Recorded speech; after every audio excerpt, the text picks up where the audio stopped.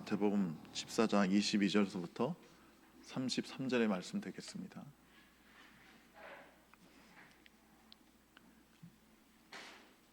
다 같이 읽겠습니다.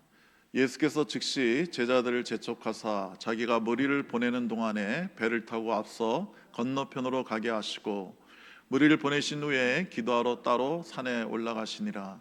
저물매 거기 혼자 계시더니 배가 이미 육지에서 술이나 떠나서 바람이 거스림으로 물결로 말미암아 고난을 당하더라. 밤 사경에 예수께서 바다 위로 걸어서 제자들에게 오시니 제자들이 그가 바다 위로 걸어오심을 보고 놀라 유령이라 하며 무서워하여 소리 지르거늘 예수께서 즉시 이르시되 안심하라 나니 두려워하지 말라.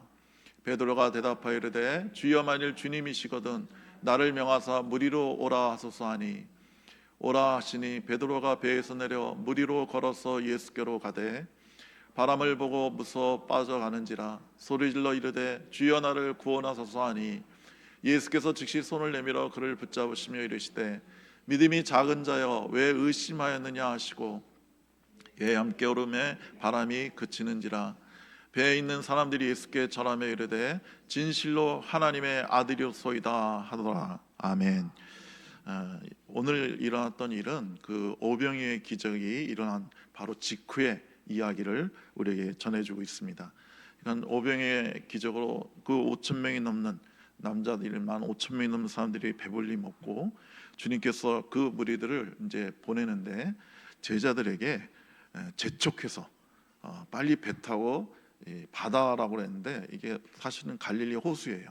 그러니까 그 당시 사람들은 갈릴리 호수가 너무 커가지고 그냥 바다라고 불렀어요. 그래서 성경도 호수라고 정확히 부른 게 아니라 그냥 바다라고 하는 겁니다. 그래서 그 호수 건너편으로 빨리 배 타고 가라고 이렇게 주님께서 막 서두르셨어요. 여러분 이상하죠? 성경에서 예수님이 재촉했다는 말은 여기가 한 번 딱 나와요. 그러니까 빨리 가라. 너희들은 빨리 가라. 무리들은 내가 보낼 테니까 내가 배웅할 테니까 너는 얼른 짐 싸가지고 배 타고 건너편으로 먼저 가라. 이렇게 말씀하신 거예요. 그 주님 왜 이렇게 서두르셨을까요? 그리고 예수님은 산에 올라가셔서 따로 기도하고 계셨고 제자들은 예수님의 명령을 따라 배를 타고 호수 건너편으로 가려고 하는데 막 폭풍우가 막 미리 닥치는 거예요. 그래서 나갈 수가 없는 거예요. 그리고 막 그냥 뭐 날은 어두워지고 앞은 보이지 않고 바람은 막 파도가 막 그 조그만 배 안으로 막 들어오고 그래서 막 제자들이 막 죽을 지경에 놓이게 된 거예요. 여러분 우리 이 폭풍은 왜 일어났을까요? 주님이 일으키신 겁니다. 주님은 우리 마태복음 8장에 보면 그 거대한 바람과 파도를 꾸짖어서 잠잠케 하신 분이 이 폭풍우를 잠잠케 하시는 분이 폭풍우를 일으킬 수도 있겠죠. 그래서 이 제자들이 만난 이 거대한 폭풍은 이 거대한 파도는 그냥 우연히 일어난 게 아니라 주님이 허락하신 거예요. 주님이 일으키신 거예요. 여러분 기독교에서는 절대 우연이라는 말을 쓰지 않죠. 세상에 그 어떤 것도 우연히 이루어진 건 없어요. 사람들은 우연이라는 말을 잘 쓰죠. 이 지구는 어떻게 생겨났느냐, 우연히 생겨났다. 내가 어떻게 태어났느냐, 우연히 태어났다. 내가 어떤 일을 당했다, 우연히 어떻게 하다 보니까 할 수 없어서 재수 없어서 그런 일이 일어났다. 이렇게 생각해요. 내가 어떻게 우연히 재수 없어서 음주운전가 뭐는 차에 치여가지고 내가 장애인이 됐다. 이렇게 말해요. 어떠다 보니까 내가 독재자를 만나서 이렇게 고생하고 내가 어떠다 보니까 이 가난한 나라에 태어나서 아프리카에 태어나서 이렇게 먹지도 못하고 굶어 죽고 있다. 이렇게 생각한단 말이죠. 여러분 이렇게 생각하면요 그 인생은 너무 허무하고 너무 비참해지는 겁니다.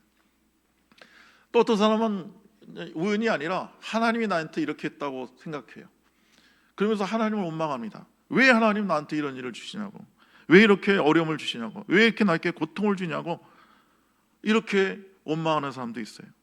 여러분 우연이라고 믿든 아니면 뭐 하나님이 해서 하나님을 원망하든 그 사람의 문제를 어떤 환경이나 어떤 주변의 사람 하나님께 돌리는 것은 큰 고통이에요. 그건 너무나도 미련한 거예요. 우리가 다 이해되지는 않지만 내가 왜 이런 고난을 당해야 되는지, 내가 왜 이런 아픔을 당해야 되는지 내가 잘 모르겠지만 하여간에 이것은 하나님의 뜻이라고 믿을 때 우리 마음에 평안이 오는 겁니다. 내가 좀 고통스럽고 이해가 안 되고 왜 하나님 이렇게 하셨습니까? 이해는 안 가지만 하나님은 좋으신 하나님이니까 이 모든 걸 합하여 내게 선을 이루어 주실 거야, 내게 하나님 축복해 주실 거야, 이렇게 믿을 때 우리 마음에 기쁨이 있고 평안이 있게 되는 것입니다. 여러분 그 한비아라는 사람이 있죠? 여러분 우리 유명했던 사람인데 그 세계 오지 탐험가였고 그리고 세계 그 국제 기업기구 지금도 위원이에요. 그래서 그 어려운 당한 그 재난 당한 곳에 가서 열심히 구호 활동하는 분인데 그분이 그런 간증을 했어요. 내가 아무리 힘들고 어려운 구제 현장에서도 매일 세 가지를 감사했다. 그래서 나는 내 마음속에서 그 비참한 상황을 보면서도 내 마음속에 감사와 기쁨이 있었다, 이렇게 고백을 했어요. 근데 그분이 소개한 이야기 중에 하나가 그 아프리카에서 어느 청년이 있었는데 아주 신실한 크리스찬이에요. 그리고 학교 선생님이에요. 근데 이 청년이 어느 날 길을 가다가 교통사고를 당해가지고 피를 이제 헌혈을 받았는데 수혈을 받았는데 하필 에이즈 걸린 사람의 피를 수혈 받았어요. 그래서 이 건강하던 젊은이가 에이즈에 걸렸어요. 그러니까 아프리카는 그 의료수준이 낙후되니까 피 검사도 제대로 안 하고 그냥 수혈을 해버린 거예요. 그래서 이 청년은 졸지에 에이즈 환자가 돼서 죽어가요. 저도 사진으로 봤는데 그냥 뼈만 남았더라고요. 그런데 이 청년은 욥기를 읽습니다. 욥기를 읽으면서 하나님을 원망하잖아요. 하나님 왜 내가 이 젊은 내가, 하나님 내가 늘 섬기고 늘 말씀대로 사는 내가 왜 에이즈에 걸리게 냅두셨습니까? 이렇게 원망하지 않아요. 그는 이해할 수 없었지만 감사하다고 그러더라고요. 그러면서 뭐라고 하냐면 어떠한 경우에도 내가 주님을 사랑하기를 멈추지 않겠습니다. 너무 아름다운 고백을 하더라고요. 주님 왜 나입니까? 내가 뭘 그렇게 잘못했습니까? 이런 원망 저주보다는 이해가 안 돼도 감사하다고 고백할 때 하나님의 놀라운 평안이 우리에게 밀려오게 되는 것입니다. 여러분 우리 인생에는 폭풍우가 늘 옵니다. 우리 지금 뭐 시대적으로도 엄청난 폭풍우가 옵니다. 여러분 아직 실감을 잘 못하지만 이 AI 시대에 사람들은 제2의 산업혁명이라고 엄청난 새로운 물결이 올 거라고 합니다. 이제 그 말로 만났던 인조인간들이, 로봇들이 우리 삶의 모든 것을 다 대체한다고 합니다. 여러분 우리는 이런 상황 속에서 어떻게 될지 잘 몰라요. 수많은 직업이 사라진다고 그래요. 일자리가 사라진다고 그래요. 여러분 이 폭풍성에서 우리가 어떻게 해야 될지 오늘 본문을 통해서 주님의 음성을 들으시길 바랍니다.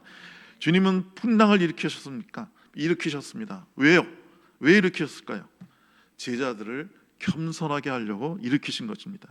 여러분 제자들의 손에서 오병의 기적이 일어난 거예요. 예수님이 5천 명을 일일이 다 먹여주신 게 아니라 성경에 보니까 제자들에게 나눠주시고 제자들이 가가지고 앉아있는 50명, 60명씩 앉아있는 사람들에게 나눠주라고 그랬어요. 그러니까 기적은 제자들 손에서 계속 나오는 거예요. 찢으면 계속 나오는 거예요.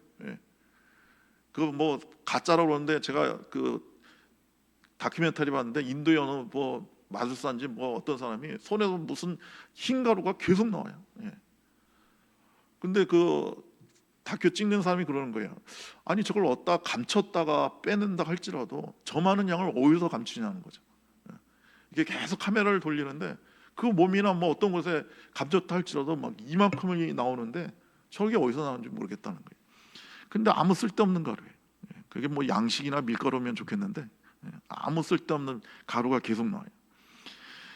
그런 것처럼 제자들 손에서 계속 떡을 찢으면 또 생기고 그 사람들이 그걸 보면서 얼마나 놀랬겠습니까? 얼마나 감동했겠습니까? 그러면서 제자들을 막 높였을 거 아닙니다. 와, 베드로 선생님, 요한 선생님 대단합니다. 어떻게 그런 일이 일어나죠? 하면 옆에서 막 손을 봤을 거 아니에요. 그러면 제자들 마음이 어떻겠어요? 우쭐해졌겠죠. 우쭐해졌을 겁니다. 그러면서 요한복음에 보니까 6장에 보니까 오병이의 기적을 체험한 무리들이 예수님을 억지로 왕으로 삼으려고 했다고 나오고 있어요. 그렇지 않습니까? 그 당시에 얼마나 가난한 나라인데 로마의 압제 속에서 얼마나 피폐한 삶을 살고 있는데 오병이의 기적으로 5천 명을 먹이신 예수님이라면 우리 민족의 이 경제적인 문제를 다 해결할 거 아니에요. 이런 엄청난 능력을 가진 분이라면 그 거대 제국 로마를 쳐부시고 이 땅에 평화를 가져올 거 아니에요. 그러니까 그 무리들이 예수님을 억지로 막 왕으로 삼으려고 했다고 성경은 말하고 있어요. 그런데요, 제 생각에는 그 배후의 조종자들이 제자들이었을 거예요. 제자들이 막 부추겼을 거예요. 예. 왜냐하면 예수님이 왕이 되면 자기들은 뭐 국무부 장관, 뭐 경제부 장관, 뭐 장관 하나씩 다 할 거 아니에요. 예수님이 왕이 되면 자기들도 높아지는 거 아니에요. 그러니까 막 무리를 막 부추겨서 더 해라, 예수님을 왕으로 삼아라, 막 이랬을 거란 말이죠. 사람들은요, 자기가 좋아하는 거를 다른 사람도 좋아할 거라 생각해요. 그래서 저 옛날에 중고등부 아이들 제가 지도할 때 보면 제 생일이나 뭐 이럴 때 선물을 주는데 세상에 인형을 선물해, 인형을. 아니 다 큰 남자가 무슨 인형을 좋아하겠어요. 그리고 뭐 사탕 같은 거죠, 사탕. 그러니까 지들이 좋아하는 걸 나도 좋아할 거라 생각하는 거예요. 그러니까 이 사람들은 제자는 생각하는 거예요. 왕은 좋은 거다. 그러니까 예수님도 왕 되면 좋아할 거야. 그래서 막 왕으로 몰아가는 거죠. 주님은 이러한 제자들의 영혼의 상태를 다시 온유하고 겸손하게 낮게 만들려고 엄청난 시련과 죽음의 지경까지 갈 듯한 위기를 당하게 하신 거예요. 이런 연단만이 그들의 그 높아진 마음, 허황된 마음을 낮출 수 있는 특효약이기 때문에 그렇습니다. 여러분, 주님 입장에서는 풍랑은 아무것도 아니에요. 그 물리적인 이 세상의 그 어떠한 것도 그냥 주님은 언제든지 명령하시면 다스릴 수 있어요. 그런데 인격자 되신 주님께 있어서 문제는 제자들 마음속에 나는 풍랑이에요. 그 풍랑은 예수님께서 로봇처럼 그냥 마음대로 조종할 수 없어요. 왜냐하면 그게 자유의지를 주셨고 그들의 인격, 우리의 인격을 존중하시기 때문에 그래요. 주님은 우리의 마음을 기계적으로 조종하지 않으십니다. 그래서 주님은 바다 한가운데 집 같은 밤속에서 그 무서운 풍랑을 만져 죽음의 변두리까지 그 제자들을 몰아넣음으로 말미암아 그들의 거칠었던 마음, 세상의 욕망이 찬잔해지기를 바라셨던 거예요. 여러분, 세상적인 욕망과 헛된 교만이 넘칠 때 고난을 당하면 누구나 겸손해집니다. 누구나 겸손해져요. 그리고 생명이 붙어있다는 것 자체에 감사하게 됩니다. 여러분, 내가 지금 아파서 죽을 병에 걸려서 죽어가는데 너에게 뭐 벤치 사줄게, 너 60평 아파트에서 살게 해줄게, 너를 대통령 되게 해줄게, 아무 의미 없습니다. 그런 사람에겐, 지금 내가 죽어가는 사람한테 그런 말을 하면 도리어 상처가 되고 그건 욕이 되는 겁니다. 여러분, 죽어가는 사람에게는 그런 거 다 필요 없어요. 그저 어떻게든지 내가 치유받고 내 한 몸 살기만을 간절히 원할 것입니다. 그래서 주님 우리에게 때론 무서운 환난과 시험을 주시는 겁니다. 고통은 세상의 욕망의 무상함과 인간의 영적 생명의 고귀함이 얼마나 중요하다는 것을 알게 해주는 수단이 되기 때문에 그렇습니다. 여러분, 거친 파도와 힘겹게 싸우고 있는 제자들에게 밤 사경쯤에 오셨다고 성경은 말하고 있는데, 이게 오늘날의 시간으로 말하면 새벽 3시부터 6시 사이예요. 그러니까 제자들이 그 전날 저녁에 배를 타고 갔으니까 아마 한 6시나 7시쯤 배를 타고 갔다면 제자들은 자그마치 10시간을 풍랑 속에서 죽을 고생을 한 거예요. 그 제자들 중에는 몇몇은 어부잖아요. 그러니까 평생 바람과 파도와 싸운 사람들이지만 그 사람들도 그 거대한 파도 앞에서는 어떻게 할 방법이 없는 거예요. 그래서 제자들 입장에서는 예수님이 빨리 오셔서 자기를 구원해 주기를 간절히 바랐겠죠. 근데 왜 이렇게 예수님이 안 오시냐 이거예요. 10시간이 지났는데, 이렇게 우리가 죽기 직전인데 왜 예수님이 안 도와주시냐는 거죠. 근데 주님은 언제나 가장 적당한 시간에, 가장 알맞은 시간에 우리에게 오셔서 우리를 도와주시는 분입니다. 예수님이 너무 일찍 우리를 도우시면요, 연단의 효과가 무효하게 되는 겁니다. 열심히 도우면 안 되는 거예요. 제가 그 무화를 봤는데 그 과학적 사실이에요. 어느 소년이 벌레에서 잠자리가 나오려고 이렇게 애를 쓰는 걸 보다가 너무 애를 쓰니까 그냥 손으로 이렇게 껍데기를 이렇게 찢어줬어요. 빨리 그냥 나오라고, 잠자리 쉽게. 자기는 돕겠다고 그렇게 한 거죠. 근데 잠자리는 결국 나오지 못하고 나오긴 나왔는데 날개를 못 펴고 그냥 죽어버려요. 그게 잠자리가 그 껍질을 깨려고 나오면서 갖은 애를 쓰면서 비록 힘들지만 그때 온몸에 기름이 나온답니다. 그래서 날개에 기름이 전달되어서 나온 다음에 기름으로 말미암아 날개가 쫙 펴져서 하늘을 날 수 있게 되는 건데, 이 소녀는 그걸 알지 못하고 자기 딴에는 너무 힘들어하고 시간이 걸리니까 빨리 나오라고 벌려줘서 잠자리는 결국 죽게 되는 거예요. 여러분, 한 사람에게 닥친 고난, 그 시련은 누구나 빨리 벗어나길 원할 겁니다. 하나님 도와달라고 그럴 겁니다. 그러나 하나님은 가장 적당한 시간에 와셔서 우리를 도와주시는 분이에요. 여러분, 누굴 돕는다는 게 그렇게 꼭 좋은 건 아닙니다. 전에 제가 TV를 보는데 어느 노숙자가 그런 말을 하더라고요. 아우, 막 그냥 여기 막 사방에서 공짜로 나한테 밥을 주고 막 나 옷 주고 그러니까 내가 그냥 여기에서 그냥 안주해 버렸다고. 내가 만약에 아무도 나를 돕지 않고 그냥 그 고통 가운데 있었더라면 아마 정신 차리고 빨리 더 재기할 수 있었을 텐데, 내가 워낙 그냥 공짜로 밥 주고 막 옷 주고 하니까 그냥 여기서 그냥 안주해 버렸다고. 그런 말 한 걸 들은 적이 있어요. 그리고 또 제가 TV를 봤더니 그 노숙자가 그러는 거예요. 그 교회에서 와가지고 추운 겨울날 그 두툼한 잠바를 막 나눠주는 거예요. 새 거를. 그 잠바가 그 최소한 몇만 원 할 거 아니에요. 근데 노숙자가 그러는 거예요. 하여간에 교회에서 이렇게 뭐 나눠주면 어떻게 알고 왔는지 귀신같이 업자들이 와서 그거 다 대사간대요. 그러니까 노숙자한테 추운 날 몸 따뜻하다고 5만 원짜리 잠바를 이렇게 선물해 줬더니 그 뒤돌아가지고 가니까 업자가 기다리고 있어요. 잠바 2만 원에 사겠다고. 그래서 걷다 2만 원에 팔아먹고 그 2만 원으로 가서 소주 사 먹어요. 네. 지들끼리 그거 가지고 노름도 해요. 이게 돕는 거예요? 이게 돕는 게 진짜 좋은 거예요? 여러분, 돕는 것이 오히려 독이 될 수가 있습니다. 여러분, 브루스 올마이트라는 아주 재밌는 영화가 있어요. 한번 여러분 기회 되시면 보세요. 거기서 주인공이 하도 기자가 불평을 많이 하니까 하나님이 나타나서 왜 하나님이 왜 이렇게 하셨습니까? 내가 하나님이면 이렇게 안 합니다. 막 하도 그랬으니까 하나님이 정말 나타나서 그래? 그럼 네가 하나님 좀 해봐라. 네가 그렇게 잘하면. 그래서 하나님의 전지전능한 능력을 줍니다. 근데 이 브루스가 보니까 어떤 그 연약한 소년을 애들이 막 괴롭히는 걸 봤어요. 그래서 명령을 탁 해가지고 그 아이에게 갑자기 엄청난 근육과 힘을 줘가지고 자기를 괴롭히는 왕따시키는 아이들을 다 때려 눕힙니다. 그래서 얘가 막 기뻐해요. 그러니까 브루스가 그걸 보고 좋아합니다. 내가 하나의 삶을 구원했다.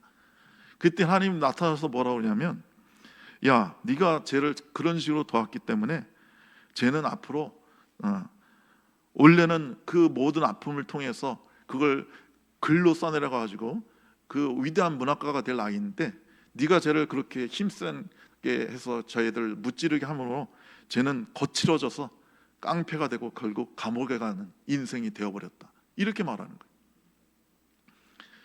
여러분, 우리는 왜 하나님을 빨리 안 도우시나 원망할 때가 있지만 그것이 우리에게 오히려 독이 되기 때문에 주님은 참고 기다리고 계신 것입니다.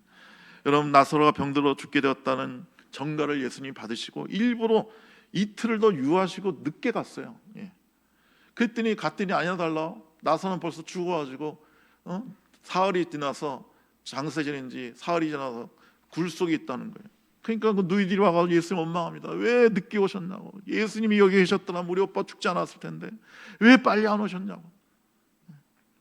그러나 주님은 너무 서둘러서 하나님 받으실 온전한 영광을 감소시키기를 원치 않으신 거예요. 하나님의 영광을 위해서, 더 큰 하나님의 능력과 은혜를 보여주기 위해서 일부러 늦게 오신 거예요. 그래서 나사로가 병에서 고침받는 게 아니라 죽은 지 사흘이 됐으니까 썩어 문드러졌을 텐데, 그 썩은 내가 나는 그 시체가 걸어 나오면서 멀쩡하게 되었을 때 하나님의 놀라운 영광이 드러나게 된 것입니다. 여러분, 주님은 산에서 기도하시면서 제자들이 고통당한 것을 보고 계셨을 거예요. 영적으로 알고 계셨을 거예요. 그래서 주님도 내가 빨리 가서 도와줘야지, 빨리 가서 도와줘야지, 막 그런 마음이 있었을 거예요. 근데 주님은 제자들의 유익을 위해서 그 빨리 가서 도와주시는 마음을 억제하셨을 겁니다. 이게 바로 주님의 놀라운 사랑이에요. 여러분, 이런 참는 사랑이 놀라운 사랑이에요. 여러분, 우리 애들 키울 때 저도 그랬지만 그 아주 어렸을 때 넘어지면 금방 익혀주죠. 근데 좀 아이들이 한 5살 되면 넘어지면 내 마음은 얼른 일으켜주고 싶지만 계속 일으켜주면 독립심이 없어지잖아요. 안 자라잖아요. 그러면 막 나는 얼른 일으켜주고 막 닦아주고 막 그러고 싶지만 참고 괜찮아, 일어나 괜찮아, 그렇게 말하잖아요. 그러면 아이가 나이가 5살, 6살 되면 지가 일어날 수 있잖아요. 일어나서 툭툭 털고 걸어갈 수 있단 말이죠. 근데 그 아이를 일으키시는 마음을 참는 것, 아이의 유익을 위해서, 그게 진짜 사랑인 것입니다. 26절에 보니까 제자들이 바다 위로 예수님이 걸어오시는 걸 보고 막 어두컴컴한데 바다 위에 사람 형체가 있으니까 유령이라고 그랬어요. 그래서 막 소리를 질렀어요. 왜 이렇게 제자들이 무서워했냐면 그 당시 유대인들에게는 신념이 있었어요. 하나의 믿음이 있었는데 그게 뭐냐면 죽을 때 귀신이 보인다는 거예요. 죽을 때 유령이 와서, 죽음의 사자가, 우리나라에도 그런 말 있죠. 죽음의 사자가 와서 나를 데려간다고 믿었기 때문에 그 예수님이 유령처럼 보이니까 막 소리를 지르는 거야. 이제 끝났구나, 아이고 우리 이제 죽었구나 하면서 완전히 그 삶에 대한 마지막 신라 같은 희망을 내려놓으면서 절감을 했을 겁니다.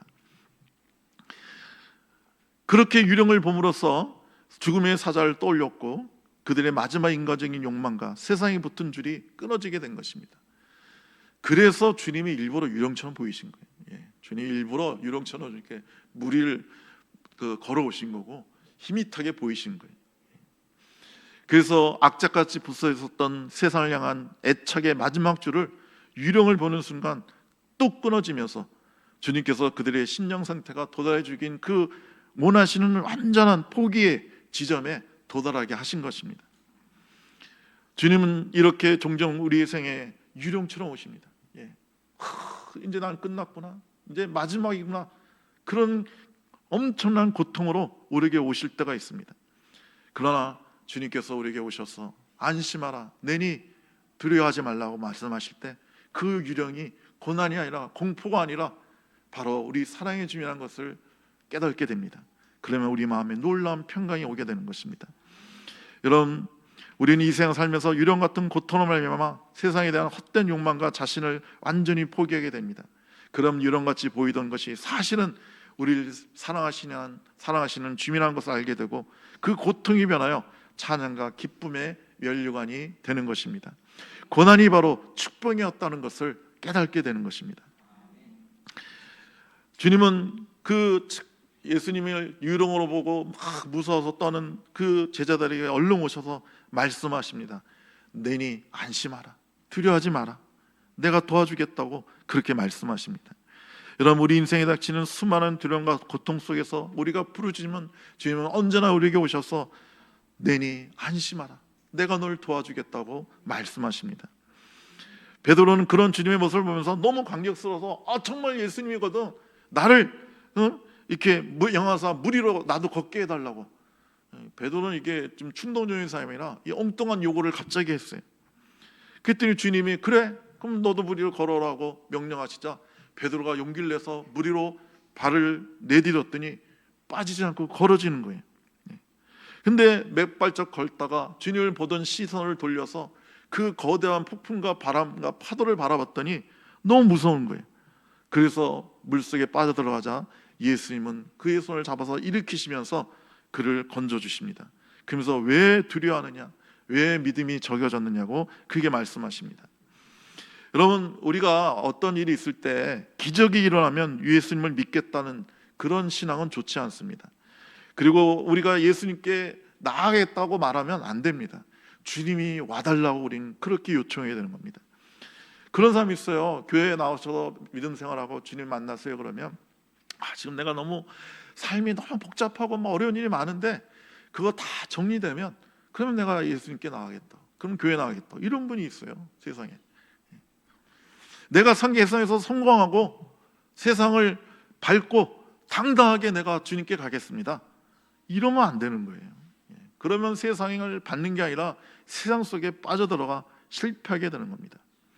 여러분, 베드로가 물속에 빠져드는 것은 바람을 보고 무서워했기 때문이에요.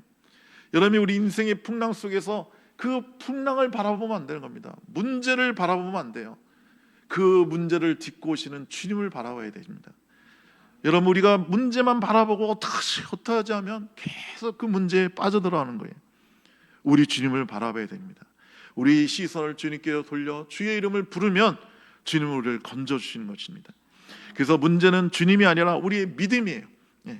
우리의 적은 믿음을 채워달라고 기도해야 되는 것입니다.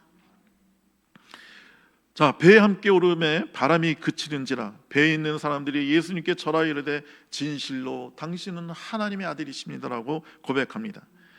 주님은 우리의 모든 고난을 통해서 예수님이 하나님의 아들이십니다, 나의 메시아이십니다, 나의 구주십니다라고 고백하게 하시는 것입니다. 그리고 우리 인생의 배에 주님이 오시면, 우리 인생의 배에 주님이 함께 하시면 바람은 멈추고 우리는 편안하게 천국을 향해 순항할 수 있는 것입니다. 주님이 여러분에게 오셔서 함께 하시면 여러분의 마음의 풍랑은 잠잠해집니다. 가정의 풍랑이 멈추게 됩니다. 사업의 풍랑, 환경의 풍랑, 모든 바람이 그치고 주님의 평강과 축복이 임하게 되는 것입니다. 제가 어저께 기도하다가 그저께 기도하다가 제가 20년 전에 목회할 때 한 여자 청년을 제자로 삼아서 그 교회 처음 나온 자매인데 그 주님의 제자로 잘 양육한 그 자매가 있어요. 갑자기 그 자매가 기도할 때 생각나서 기도하고 어제 전화를 했어요. 한 5년 만에 전화한 거죠. 그랬더니 반갑게 받으면서 내가 어제 자매가 기억나서 자매를 위해서 기도했다고.